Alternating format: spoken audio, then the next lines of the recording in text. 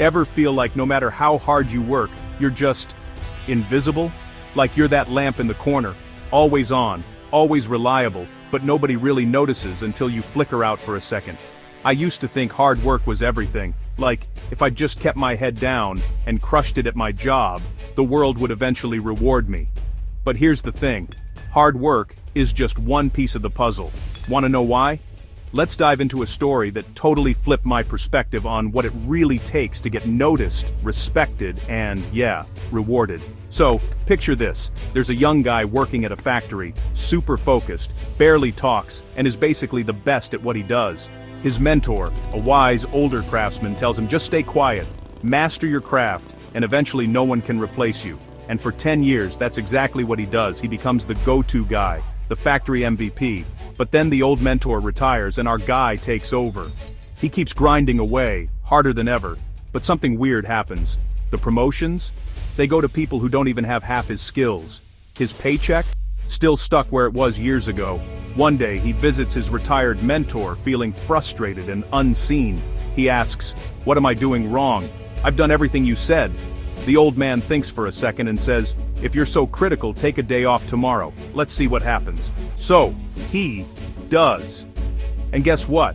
The next day, the factory is chaos without him. His manager calls him in, realizes how much they rely on his skills, and immediately promotes him. Problem solved, right? Well, not quite. See, our guy starts doing this trick every time he feels unappreciated. Just takes a day off, lets everyone panic, and then comes back to more respect. It works, for a while. But then, one day, he comes back and can't even get through the door. He's been fired. Replaced. Confused and hurt, he runs back to his old mentor and asks, "Why did I lose everything? I did what you told me." The mentor looks at him and says, "You only learned half the lesson. Sure, if a lamp is always on, people take it for granted.